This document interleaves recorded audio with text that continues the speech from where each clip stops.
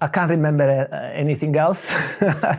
The only thing I remember, I was running on the pitch, and I think the second goalkeeper, Jonathan, was lifting me, and I felt myself. I found myself on the ground sleeping, and that was. I mean, it's all the emotions that they came through. We couldn't control it.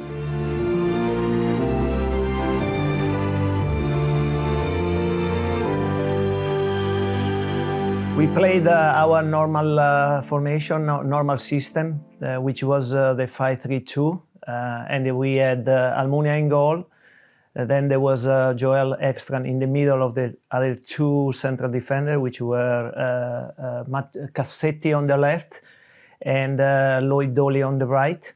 Then we had two wing backs, which were Ani Aikechi on the right, and on the left it was Matthew Briggs. Three midfielders, Chalobah, Nathaniel Chalobah, the City midfielders, with Batocchio on the left and Almen Abdi on his right. And finally the two strikers were Troy Deeney and Matej Vydra. So this was the team I played most of the times, and I went into the game with this one. The Leicester team, they had Schmeichel in goal, two central defenders, Morgan and Keane. On the left, it was Sloop, on the right, Delat. Two City midfielders, I think it was James and King, or King and James, with two wide players, Dyer on the left and Knockaert on the right.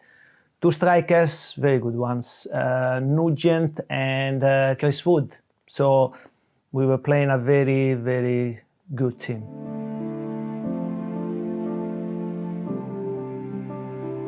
We try to have control of the game most of the time, so we prepare more or less some situations, how to come out from the back and how to deal in the middle part of the pitch and also in the end. So I knew that they were trying to put a medium pressure, so they would allow us to get the ball from the goalkeeper and then try to play, and then the pressure would start. And normally it was the first strike, which was maybe Chris Wood, would go maybe to attack Lloyd, who had the ball.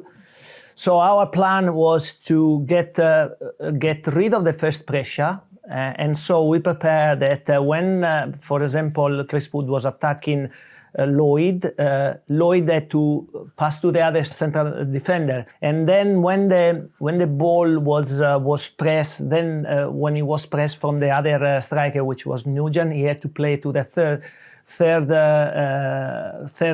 central defender, which then at that moment had to go bring the ball forward and invite the pressure from Knockaert. At that point, then we could use like a triangle. So we could play into Batocchio and then play out to Matthew Briggs. At that point, Briggs had a lot of space to go and gain part of the pitch. So we prepare these kind of situations quite a lot. Another one was sometimes, you know, if we couldn't go to Batocchio, it was Chalobah receiving the ball and then going wide to Briggs. The idea was to create an overload in every part of the pitch, where we had one extra player and we use it to go past the first pressure.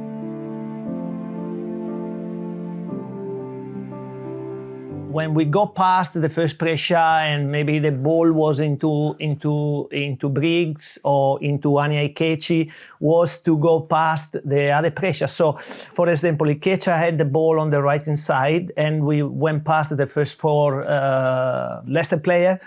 When he was faced by the left back, in the case Sloop, we prepare a lot where our inside midfielder, in that case Abi, had to attack the space behind Sloop, forcing in this case James or King to follow him, and then would allow to create a space in here for especially Matej Vydra to drop and receive the ball. And this is how we create the second goal, by the way. We create a space in here where Matej Vydra received, and then when he was pressed, he went in 1-2 situation with the Troy Deeney, who had a fantastic understanding, and then they went to score a second goal. But going back to say, sometimes we create this situation where Abdi was attacking the space and then he was receiving the ball in these dangerous areas. And from there, I always allow the players in the last, around the box in the last 2 minutes to do what they wanted to do, because I thought that they had the ability to create something. So this was one situation that we created, which, in my opinion, took us to score the second goal. But also, other than that, we prepared another situation where if our central half wasn't marked, he had the possibility to drive the ball. And then at that point, what I wanted from the strikers was that the striker next close to the ball had to go towards the ball to receive it, right? Dragging outside the central defender. And then at that moment, the other striker had to attack the space behind. So at that point, in this case, Cassetti had the possibility to play the ball into the striker in the space. He had the possibility to play the ball into the second striker who came short if he was unmarked, or otherwise play the inside midfielder who was going to try to find a space in between the lines to receive the ball.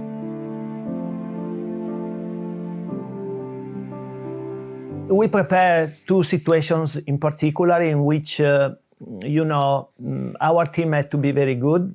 And these were principal for all the games, actually. So basically, when the opposition was starting to play from the back, and for example, one of the center backs received the ball from the goalkeeper, then our first striker would go and press the first center back. And if the center back would play to the other center back, then the second striker would go out and the first one would come back to cover.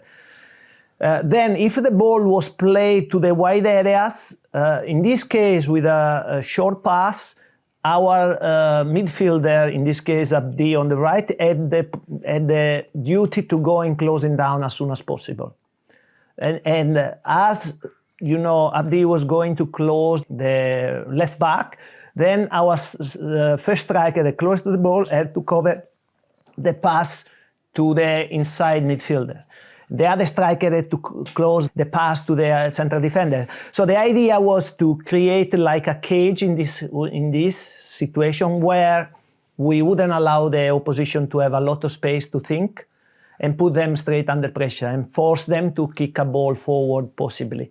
That was the plan, which in my opinion worked quite well. And then we had another situation which was very important, and it was when, for example, the ball was played into one of the central half. We would put the pressure, and then we would move to the other center back. We put the pressure with the strikers, and then the ball is changed with a long pass from the opposite center back to the wide player, in this case the left back. In these situations, we could, because we always to have as many players as possible or eye on the pitch, we could, instead of sending the central midfielder, we could send the wing back to press. Because in a long pass, normally it takes a little bit longer for the ball to travel from here to here. And in this case, if the distances are correct, the right wing can get there. And as we did so, then we can shuffle across, and it's much easier to bring more players around the ball, to have more players, because then if we manage to get the ball back, we have more possibilities, more players to attack opposition goal. So these are the two main situations that we prepare to stop them from playing into the strikers and create problems to us. We move the ball around over here, and we try to force them to stay back. And all of a sudden, moving the ball in this area, they were screening and moving around. Finally, the ball went to Cassetti, and Troy Deeney went close to the ball. He dragged, I think, Morgan out, and Matej Vydra attacked the space in this direction. So 𝗧𝗵𝘁 played a good ball into that area, and Matej Vydra scored an amazing goal. You know, it was a situation that we prepare for for the team to be a little bit more towards the middle. In that situation, because we were pressing them and they were defending a little bit deeper, we didn't prepare that, but actually, you know, the imagination and the quality of the players did the rest. So it was quite good. I mean, it was a top. It's one of the best goals I've seen. So it was a great finish.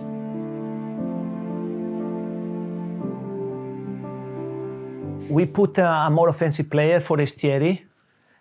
We took Doyle out, and we put Matthew Briggs a little bit more on the defensive line, and we play with 𝗧𝗵𝘁 on the left. So at that point we were very aggressive because we had 𝗧𝗵𝘁 on the right, very offensive. We had 𝗧𝗵𝘁 on the left, very offensive, plus obviously all the other players, offensive players. So it was a little bit risky. You know, it was towards the end of the game.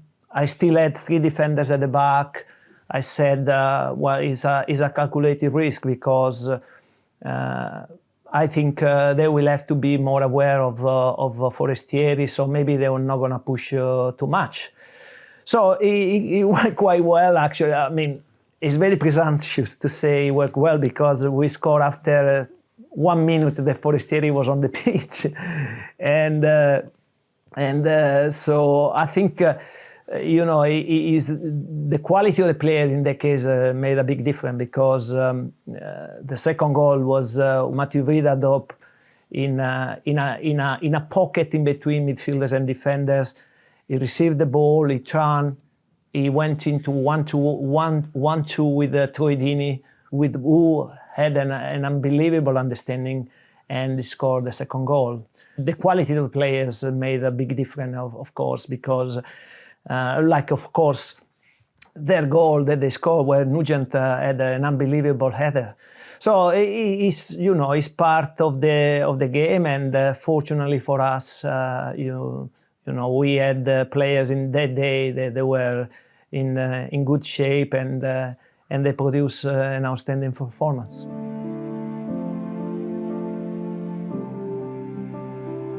I think it was Knockaert to receive the ball on the right.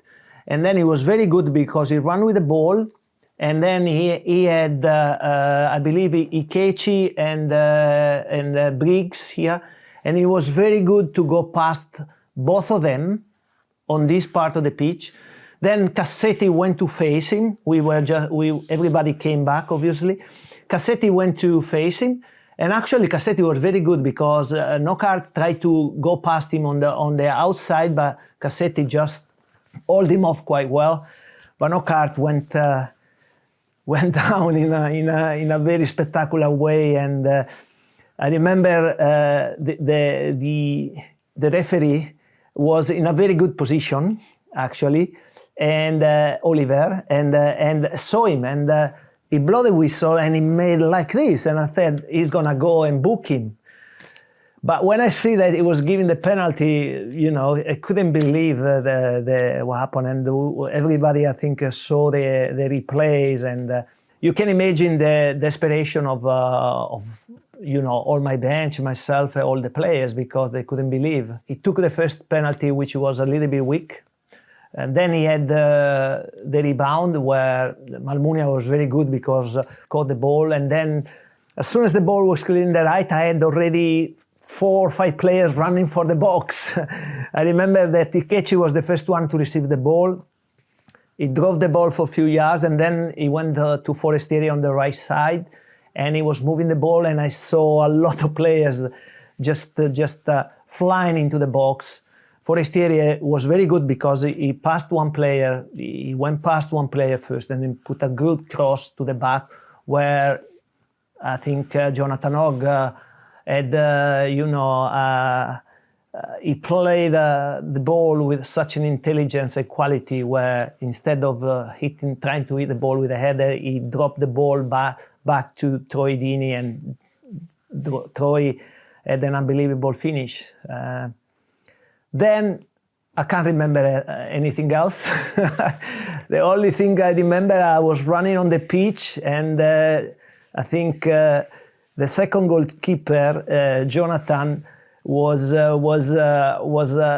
lifting me, and I felt myself. I found myself on the ground sleeping, and that was. I mean, it's all the emotions that they came through. We couldn't control it, and I think it was the end of